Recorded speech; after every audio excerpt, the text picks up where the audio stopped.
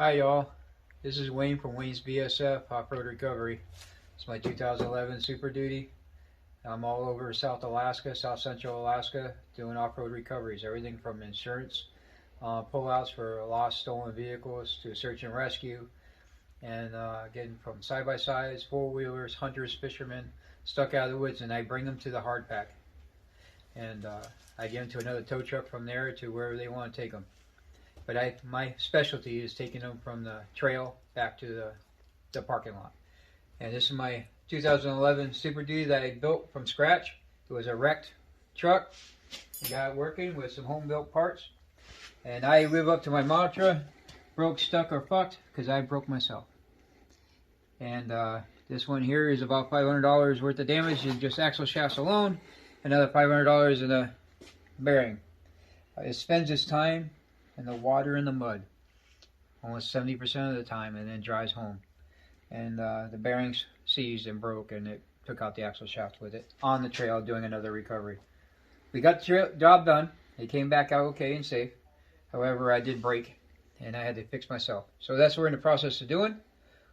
I'm here in South Central Alaska, here to fix all your off-road needs, and I'm going to share you my stories. People, not just us recovering, but how other people do it as well.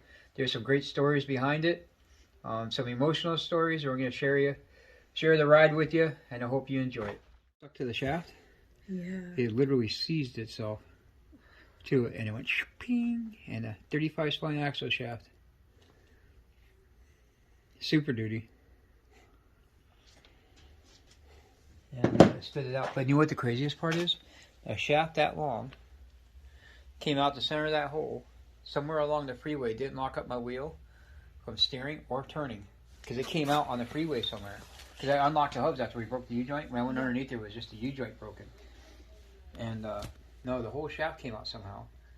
That big heavy son of a gun, just as big as that, came out of the back of this knuckle between the steering. I didn't hit nobody. Yeah. As far as I know, I didn't take anybody out. Yeah. But yeah, I broke the inner seal, outer seal, that entire assembly. That assembly right there is $500. That axle with the other axle and an $80 U-joint is $500. The seals and everything's another $150. So here is my 1988 F250 converted to F350.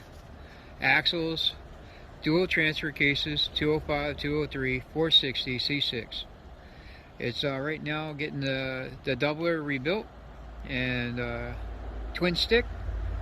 It's got dual winches front and rear. It's got 15,000 in the rear. It's got a 12.5 up front.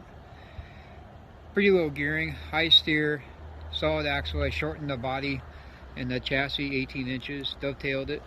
It's on 43-inch tires on military beadlocks and 16.5 43s SXs. It's a pretty good truck. This summer I used it pretty hard, but it caught on fire on the passenger side on the firewall, which is why it's sitting right here, because the transfer case is in the garage getting upgraded. Well, I upgraded some of the damages from when the transfer case broke this summer. It leaked tranny fluid onto the exhaust, caught the passenger side firewall on fire. So I'm repairing some of the damages in the transfer case, but this is my summer ride, as this is how it sits in 0-degree weather at the moment. But this spring she'll be back in full service and pulling the hunters and the fishermen out.